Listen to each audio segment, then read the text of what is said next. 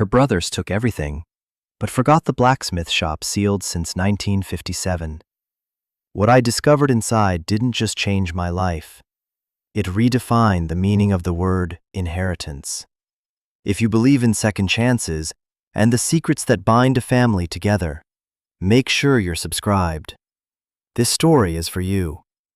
The day I turned 18 was the day I ceased to be a ward of the state and became, in legal terms, an adult. There was no cake, no party, just a cardboard box containing 2 changes of clothes, a worn copy of a book my grandfather had given me, and a bus ticket to a city I barely knew. My caseworker, a woman named Ms. Albright, who always smelled faintly of stale coffee and disappointment, handed me an envelope. Inside was an address for a lawyer's office and an appointment time. "This is regarding your grandfather's estate," she said, her voice flat, devoid of any congratulations or condolences. It was just another file being closed. 2 years. 2 years since he'd been gone, and this was the final, sterile chapter. 2 years of living in a group home where my grief was an administrative inconvenience, a box to be checked on a form. I'd learned to hold it all inside, to build a wall so high and thick that no one could see the cracks. The lawyer's office was on the 7th floor of a glass building that seemed to sneer at the gray sky. The receptionist had a smile that didn't reach her eyes. She pointed me to a leather chair that sighed when I sat on it, a sound of expensive exhaustion. I felt small in that chair, my worn jeans and faded hoodie a stark contrast to the polished wood and abstract art.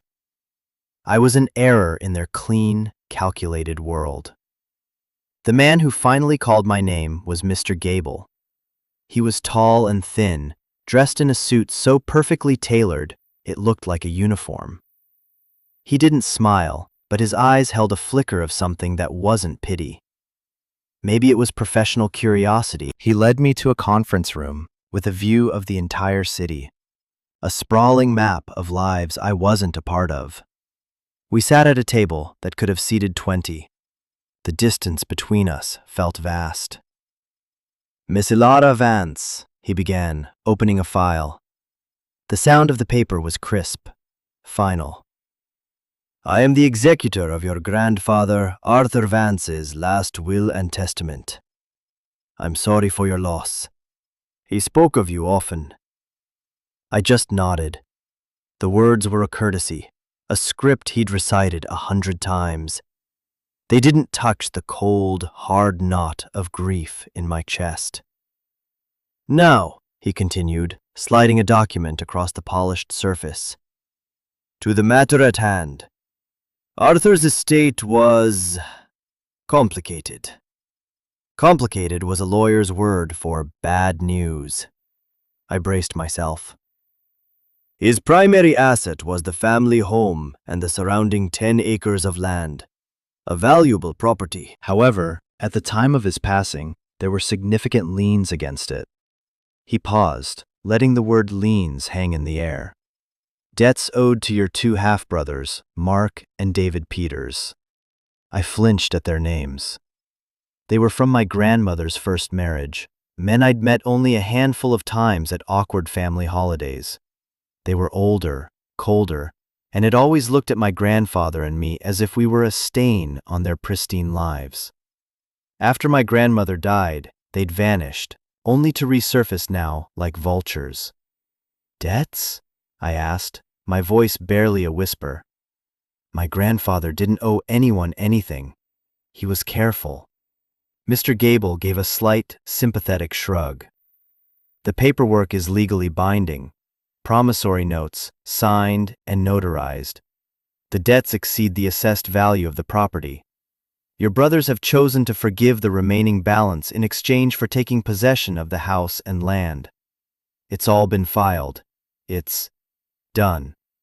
Done." The house where I'd spent the only happy years of my life. The woods I'd explored. The porch swing where my grandfather told me stories. It was all gone, wiped away by a signature on a piece of paper I'd never seen. The wall inside me trembled. I felt a hot surge of anger, a feeling so raw and powerful it almost made me dizzy. It was a lie. It had to be a lie. But my feelings didn't matter in this room. Only the paperwork mattered. "So there's nothing," I said. It wasn't a question. Mr. Gable looked down at his file. "Not nothing, no. Your brothers had no interest in the other property listed. It's a small, commercially zoned parcel in the town of Havenwood. On it sits an old blacksmith shop. According to town records, it's been sealed since 1957. It is derelict, likely a teardown, and considered more of a liability than an asset. They have signed it over to you, free and clear. It's yours." A blacksmith shop. A useless, forgotten building in a town I hadn't seen since I was a child. It was an insult. A crumb brushed from their table. I wanted to scream. I wanted to throw something. Instead, I just stared at the city below, at the thousands of windows hiding thousands of other stories. "There is also this," Mr. Gable said, his voice softer now. He pushed a small, sturdy cardboard box across the table. "Your grandfather's personal effects.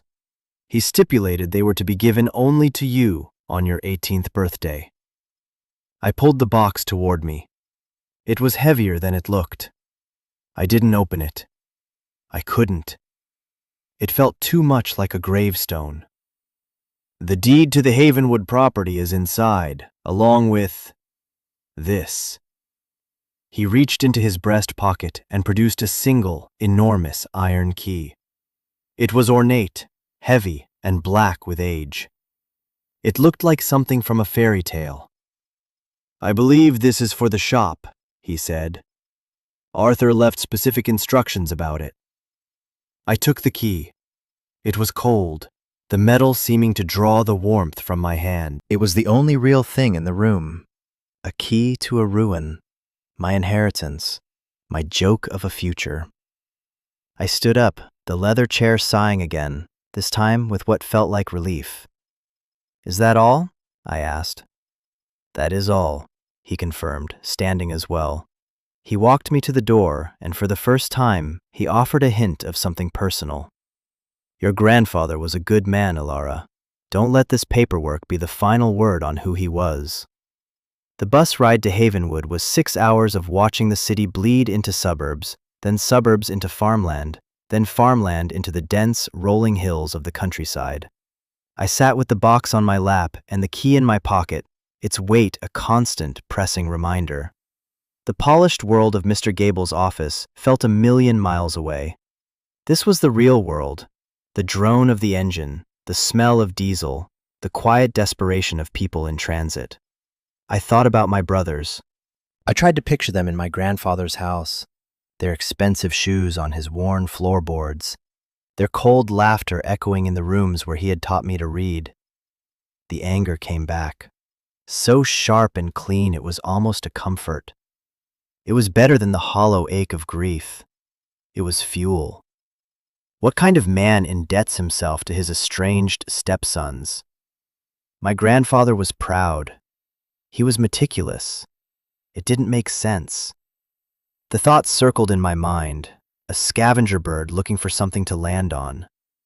But there was nothing, just the barren landscape of what I'd been told. As the sun began to dip below the horizon, casting long, golden shadows across the fields, the bus pulled into Havenwood. It wasn't so much a town as a crossroads with a few buildings clinging to it. A gas station, a diner with a flickering neon sign, a general store, and a few blocks of modest houses. It was a place time had largely decided to ignore. I was the only one who got off. The bus pulled away with a hiss of its air brakes, leaving me in a profound silence, broken only by the chirping of crickets. The air smelled of damp earth and wood smoke. It was the smell of my childhood. I hadn't realized how much I'd missed it. I asked the man at the gas station for directions to the old Vance property. He was old, with skin like wrinkled parchment, and he looked at me with a curiosity that wasn't unkind. "The blacksmith shop?" "Sure. Down that road, about a quarter mile. Hasn't been anyone there in my lifetime. You family? His granddaughter, I said, the words feeling strange in my mouth. His eyes widened slightly. Arthur's girl. I'll be. You got his eyes. I walked down the cracked pavement of the old road, my duffel bag slung over one shoulder, the box held tight in my arms. The sun had almost set, and the world was painted in shades of purple and deep blue. And then I saw it. Set back from the road, half swallowed by overgrown ivy and shadowed by two ancient oak trees, was the shop. It was made of dark, weathered brick, with a steeply pitched roof and tall, arched windows that were boarded over from the inside.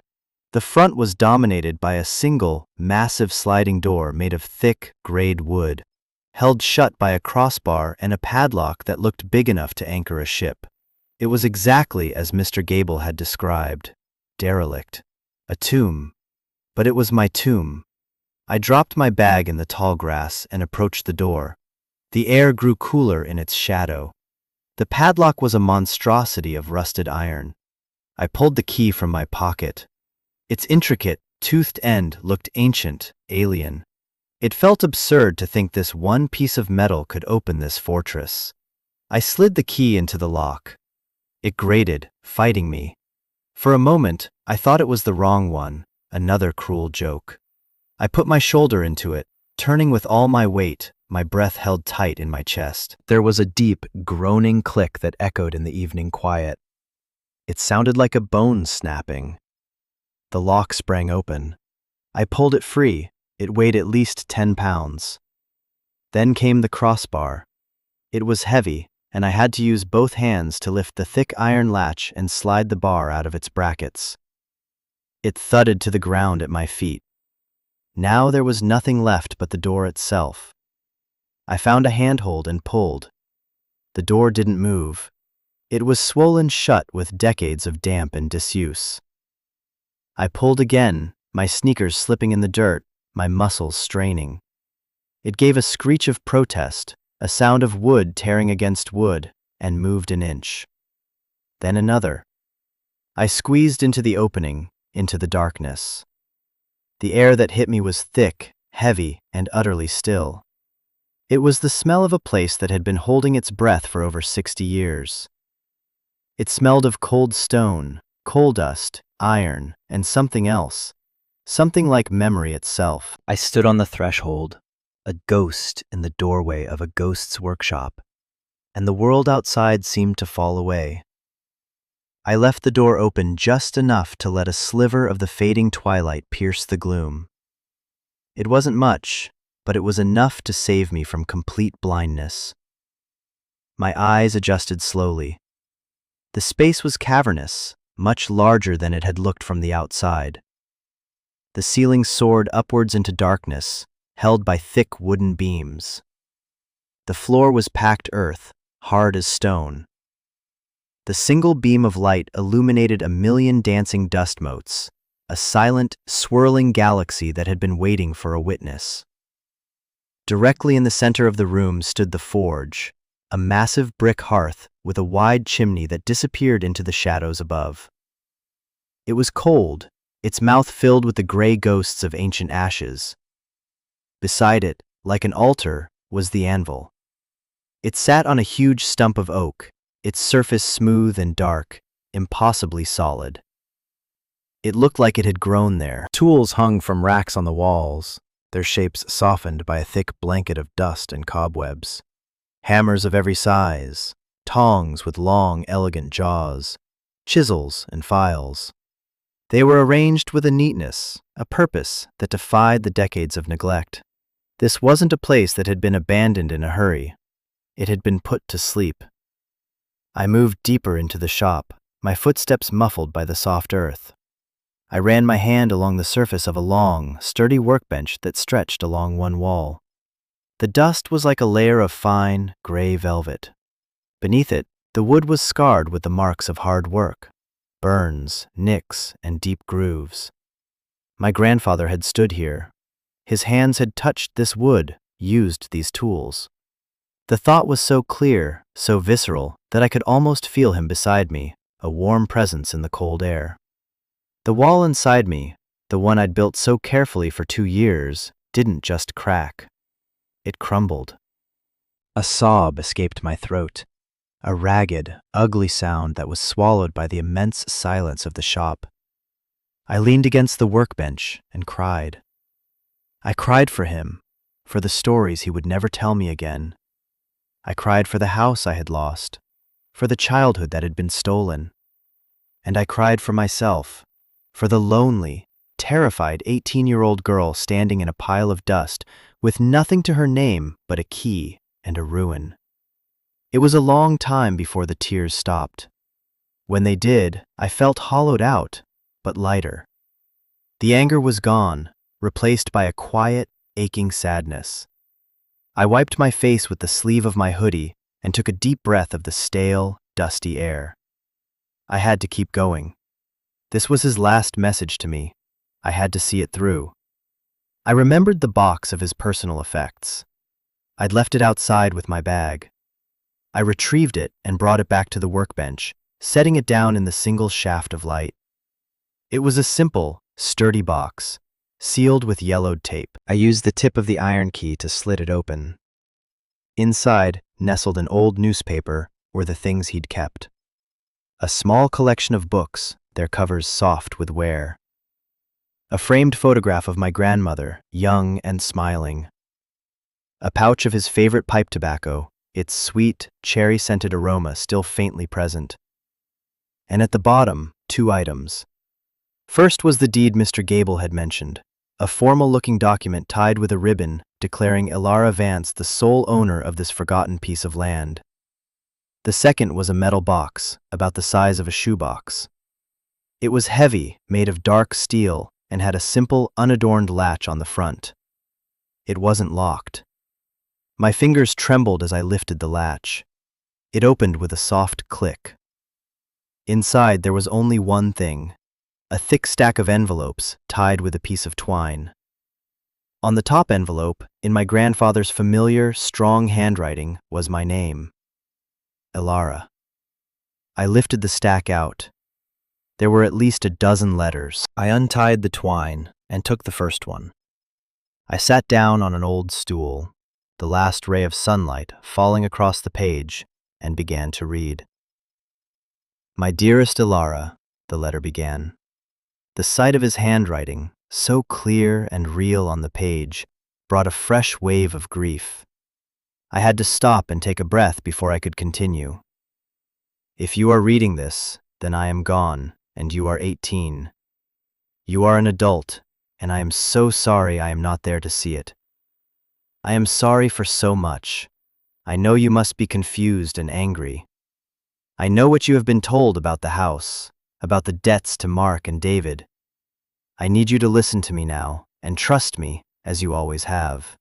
It is all a lie. The words leaped off the page. A lie. I read them again, my heart pounding against my ribs. A necessary lie, my girl. A shield. Your brothers, they are their father's sons. They see the world in terms of assets and liabilities. They value things, not people. I knew that when I was gone, they would come for the house. They would see it only for its monetary value, and they would take it, using any means necessary.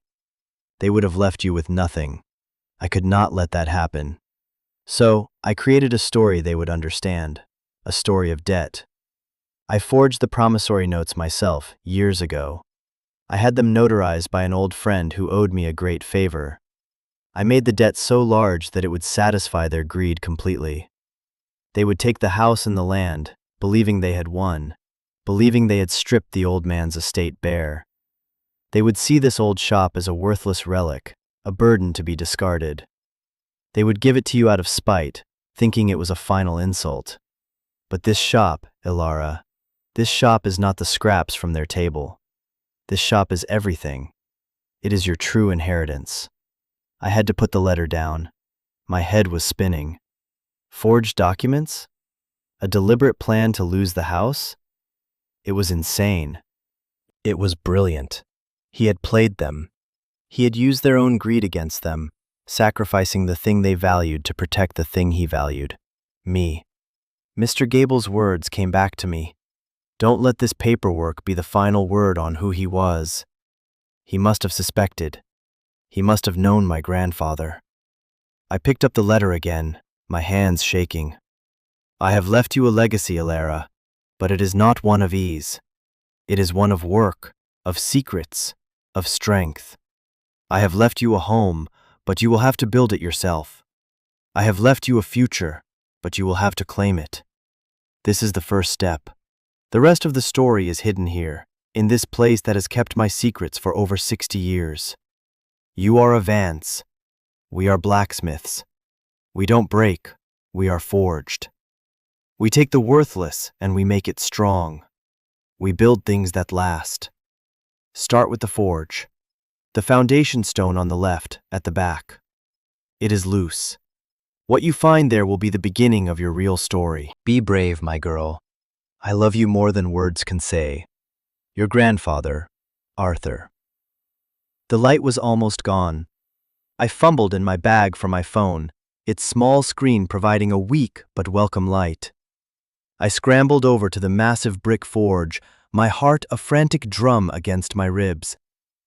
I ran my hands along the foundation stones at the back, near the floor.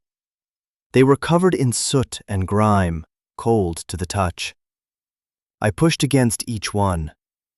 The first few were solid, unmoving. But then, one shifted. It scraped against its neighbors, a low, grating sound. It was loose. I dug my fingers into the cracks around it and pulled. It was heavy, but it came free, revealing a dark, rectangular cavity in the foundation. The air that came from the opening was cool and dry. I shone my phone's light inside. There was another metal box. This one was different. It was larger, heavier, and had a proper lock with a keyhole. I felt a surge of panic. A key? He hadn't mentioned a key. I looked around the shop frantically, as if a key might just be lying on the floor. Nothing. I went back to the first box, the one with the letters. I emptied it out, shaking it. Nothing. Then I picked up the heavy iron key I had used for the door. On a whim, I tried it in the lock of the box. It didn't fit. Of course it didn't. It was too large, too old. I sat back on my heels, the dust and the darkness pressing in. Had I come this far just to be stopped by a lock? It felt like one of his puzzles, a test. I thought back over his letter. We are blacksmiths. What would a blacksmith do? He wouldn't be stopped by a simple lock. My eyes scanned the tool racks on the wall. Hammers, chisels. I was no blacksmith, but I was desperate. I found a small, heavy hammer and a thin, sharp chisel. It felt wrong, like a desecration, but I couldn't see another way. I placed the tip of the chisel against the edge of the lock and struck it with the hammer. The sound was deafening in the silence, a sharp crack of metal on metal. I did it again and again, my frustration growing with each blow. The lock was dented, but it held. This was a fool's errand. I was just a girl in the dark, breaking things. I slumped against the forge, defeated, and that's when I saw it. Tucked away on the workbench, almost hidden behind a stack of old leather aprons, was a small wooden box. I hadn't noticed it before. It was a simple thing, no bigger than my hand. I opened it. Inside, nestled on a bed of faded velvet, was a small brass key. It was intricate and delicate, nothing like the brute iron key to the door. It was a key for a secret. I took it back to the forge, my hope reignited. I slid it into the lock of the hidden box. It turned, smooth as silk, with a satisfying click. I lifted the heavy lid. The beam of my phone's light fell inside, and I forgot how to breathe. The box was filled with money. Stacks and stacks of it, bundled in paper bands. I lifted one out. They were $100 bills. Old ones, but still legal tender. There had to be tens of thousands, maybe hundreds of thousands of dollars here. It was a fortune. a life-changing amount of money. For a moment, I was just stunned, overwhelmed by the sheer reality of it. This was what he had been protecting. This was why he'd sacrificed the house. But beneath the stacks of cash, there was something else. I lifted the money out, placing the bundles carefully on the dusty floor. At the bottom of the box were several thick, leather-bound ledgers and another sealed envelope, this one addressed to me in the same strong hand. I opened the letter first. This one was much longer than the first. "My Ilara," it began. "If you have found this, then you have passed the first test. You were patient. You looked closer. That is a good lesson for what is to come. The money is for you. It is your start. It will give you freedom, the kind of freedom I never had. You can go to college, travel, build a life your brothers could never imagine for you. It is clean, it is safe, and it is yours. But it is not your inheritance. The inheritance is in the ledgers. That is the real story, and it is a dangerous one. I need you to understand what I did, why I did it." I held my breath and kept reading. "In 1957, I did not just close this shop. I sealed it. I sealed away a part of my life. The world was a different place then, a world of fear and secrets. The Cold War was on, and people were trapped. They were trapped by governments, by bad men, by their own pasts. They needed a way out. They needed a new story. And I, Ilara, was a storyteller. I was not just a blacksmith who shaped iron. I learned to shape paper. I became a forger." The word hit me like a physical blow. A forger. My grandfather, the kindest, most honorable man I had ever known, was a criminal. "Not money," the letter continued, as if he could hear my thoughts. "Never money. I forged documents. Passports, birth certificates, travel papers, new identities. I gave people a chance to escape, to disappear and start again. I helped political refugees fleeing persecution, women escaping violent husbands, families who just wanted a life of peace. The people in these ledgers, they are the ones I helped. Their names are coded, their stories known only to me. The money you found was their payment. Not a fee, but a contribution. They gave what they could, and I used it to keep the operation going, and to build this nest egg for you. I was a criminal in the eyes of the law, my girl. But I believe, in the eyes of God, I was doing the right thing. I sealed this shop to protect them, to protect the secret, and ultimately, to protect you. This is your legacy, not the money, but the knowledge that your family stood for something. We helped people. We built shields. I sat there in the darkness, the letter in my hand, the ledgers at my feet. The world had tilted on its axis. My grandfather wasn't just a small-town blacksmith. He was a quiet hero, a phantom who operated from the shadows of this very room, using his hammer and his pen to forge new lives. The anger I'd felt toward him for losing the house evaporated, replaced by a profound, aching awe. He had lived a double life, a life of immense risk and moral courage. He had shouldered that burden alone for decades. The ledgers felt heavy with the weight of all those secrets, all those saved lives. I opened one. The pages were filled with his neat script. It was all codes and symbols, dates and locations. It was a map of a secret history. And it was mine now. This was the inheritance. The money was a tool, but this was a purpose. This was a story worth protecting. It was in that moment of revelation that my phone rang. The sudden noise was so jarring it made me jump, nearly dropping the ledger. I looked at the screen. It was an unknown number. I hesitated, then answered.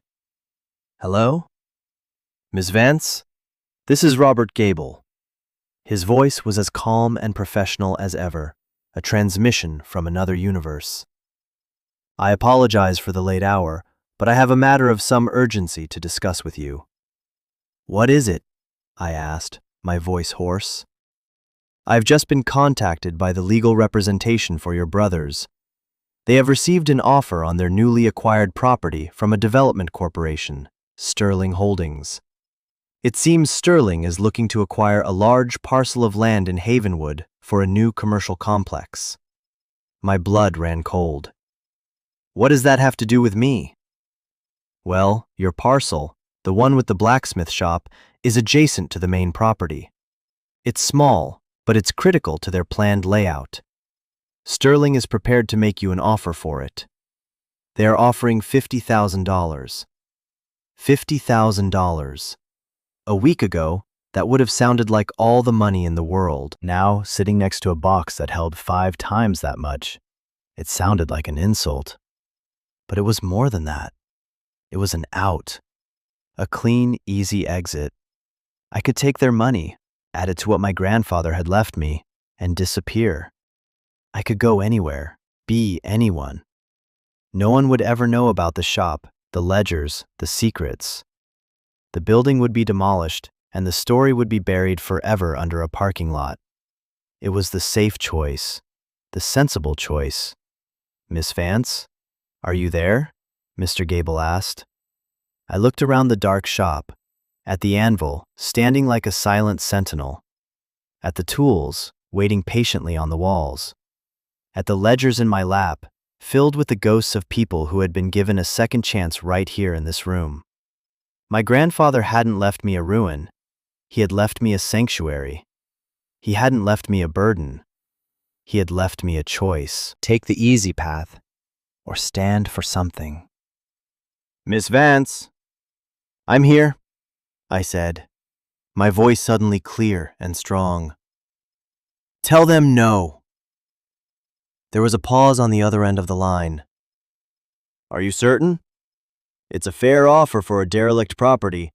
They're essentially paying for the land and saving you the cost of demolition. I'm certain, I said, the words feeling more right than anything I had ever said in my life. The property is not for sale. It will never be for sale. Please inform them of my decision. Very well, Mr. Gable said. I could almost hear the surprise in his voice. I will let them know. When I hung up the phone, the silence that returned was different. It was no longer empty. It was filled with purpose. I had made my first real adult decision. Not as a ward of the state, not as a victim, but as Ilera Vance, the guardian of the blacksmith shop. My choice was made. The easy path was gone. Now the hard work began. The next morning, I woke with the sun, stiff and cold from sleeping on a pile of old canvases in a corner of the shop. But for the first time in 2 years, I didn't wake up with a feeling of dread. I felt a spark. I walked into town, my grandfather's money tucked safely in my bag, and found the diner with the flickering sign. I ordered a huge breakfast, and as I ate, I talked to the woman behind the counter, a kind-faced lady named Martha. I told her I was Arthur Vance's granddaughter, and I was fixing up the old shop. Her face lit up. Arthur's girl. Lord, we all wondered what happened to you. Your grandfather was a pillar of this town. A quiet man, but a good one. If you need anything, you just ask. It was the first tendril of community I had felt in years. After breakfast, I went to the hardware store. It was run by an old man named Sal, who looked like he was carved from the same wood as his countertops. He squinted at me. You're Arthur's granddaughter. It wasn't a question. Heard you were back. Heard you told Sterling Holdings to go jump in a lake. News traveled fast in Havenwood. I smiled. Something like that. He gave a gruff nod of approval. Good. We don't need their kind here. What do you need? I spent the next hour buying everything I could think of. Heavy-duty cleaners, buckets, mops, work gloves, trash bags, light bulbs. Sal helped me load it all into a rusty wheelbarrow he lent me. Pay the back taxes first thing, he advised as I left. Make sure your name is on that deed, solid as iron. Don't give those vultures an inch. He was right. My first stop was the town hall, a small brick building that probably hadn't changed since 1957.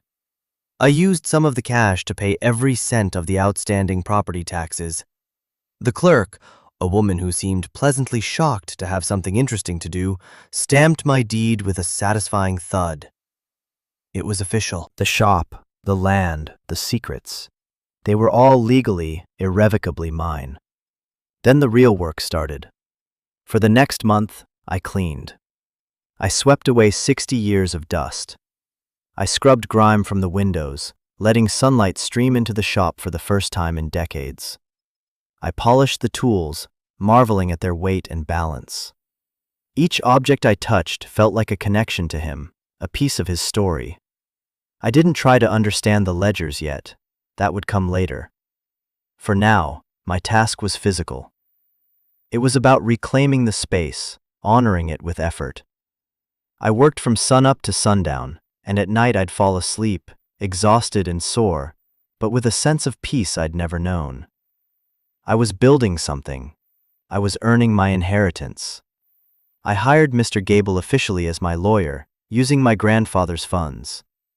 He handled the official communications with Sterling Holdings and my brother's lawyers, creating a legal firewall around me. Their offers got higher. They sent surveyors who stood at the edge of my property line, looking frustrated. But they couldn't touch me. The shop was a fortress, and I was its keeper. One day, a long black car pulled up. A man in an expensive suit got out. He was one of them, from Sterling. He tried to talk to me, to reason with me. He talked about progress, about community revitalization. He offered me a check for $250,000. "Just sign the papers, Miss Vance," he said, his voice smooth and condescending.